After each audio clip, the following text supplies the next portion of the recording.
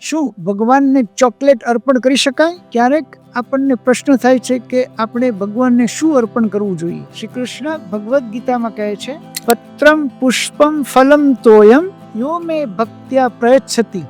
જો મને પત્ર, પાંદડું, ફળ, ફૂલ કે પાણી પણ પ્રેમપૂર્વક આપવામાં આવે તો તે હું ગ્રહણ કરું છું.